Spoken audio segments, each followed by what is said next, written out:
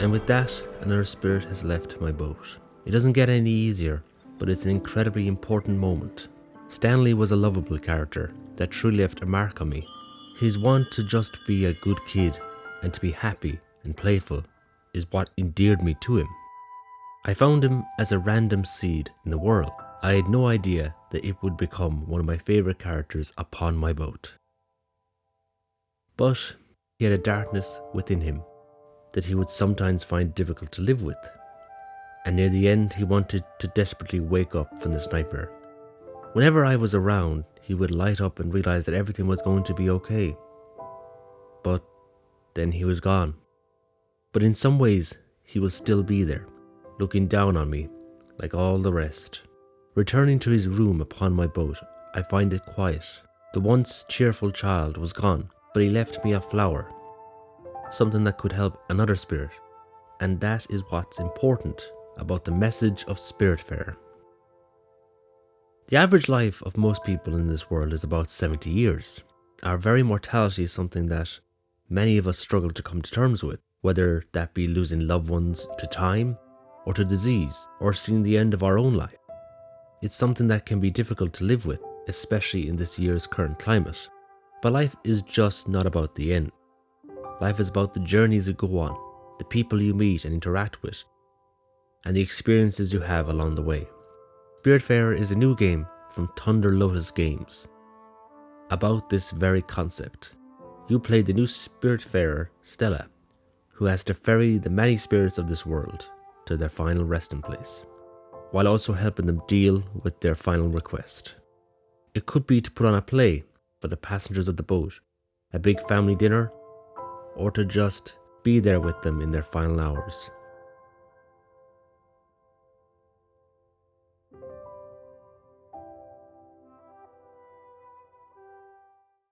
Spiritfarer casts you as well, the new Spiritfarer. Your name is Stella.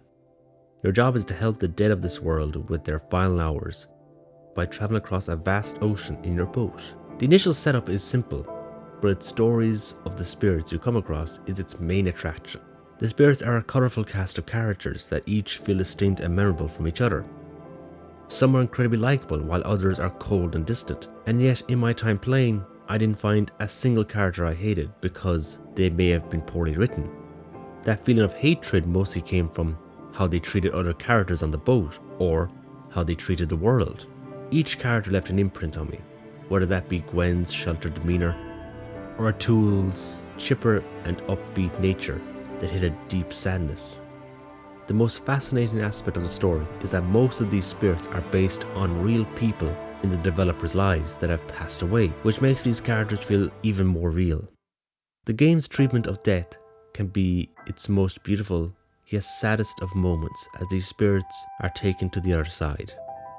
Yet they do not leave you, much the same as people you meet in real life. It's their memories that will last forever, and that is what's important. The game doesn't treat death as religion would. It treats it in such a smart and real way. There's no out-of-place allegory. It just is what it is. Each death doesn't get any easier, but it's what they've taught you and how they help you and others is the true joy of the game.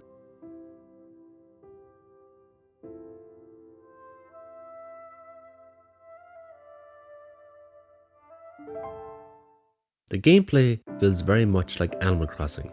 Besides helping the other spirits with their tasks, you also need to care for them. Many games have you take care of characters such as The Sims, yet here it feels incredibly thematic. In life it's important to help each other and be there for each other at the very end. Something that I myself have struggled with for a long time. Each spirit helps you build out your ship, with many rooms that can help with your everyday tasks. such as a garden for crops, a sawmill for wood, or a kitchen for cooking. Each spirit has a different want and need that needs to be catered for, be it a special type of food or a different decoration for their house. The experience of running through your boat saying hello to all your friends is a beautiful one, as you travel across the ocean in search of a new adventure. Spiritfarer is a crafting game, but without the annoyances that would come with that genre. There are no breakable tools, there's just the satisfaction of helping these spirits in any way. Each spirit will need a home to live in, and it can feel rewarding to see them be filled with joy to find a place to call their own, that you can improve and make them even happier. Seeing your boat become a vast city of buildings and gardens and factories can feel amazing because you helped build all of this, and see it come alive with the spirits dancing, singing music. But unfortunately the spirits don't really interact with each other. I would have wanted a building where they might sit down, have a drink and talk, so I can get to know these characters even more, or see how they interact off each other. Resource gathering for some spirits is seen as dealing with their own personal demons, for example Gwen's fear of jellyfish, or Summer's struggle with the dragon that has been with her for so long. But these tasks never feel tedious. You want to help these spirits, so the want to help outweighs any sense of annoyance. Spiritfarer is a slow experience and will take upwards of 40 hours to finish, yet that never seemed like too much. The game will take you from small towns to vast cities, with lots of excuses to explore, but it's paced in such a way that it never feels daunting.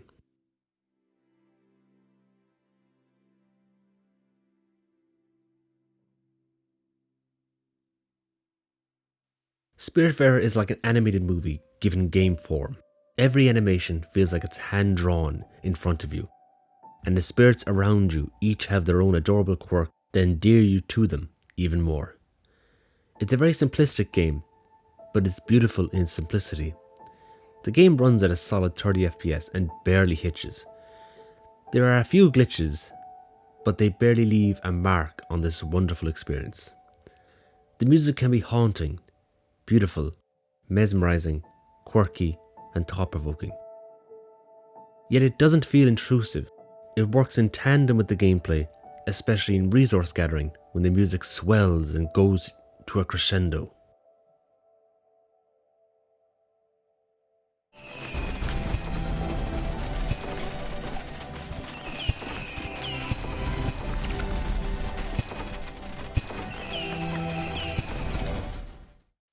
Spiritfarer has left an imprint on me, and it's one I won't forget. The cast of characters are ones that I won't forget, and will forever be a part of my favourite characters in games. This game leaves me with a want to play more and more. Every moment away can feel like a moment I will regret. It's not only a wonderful game, it's an incredibly important one.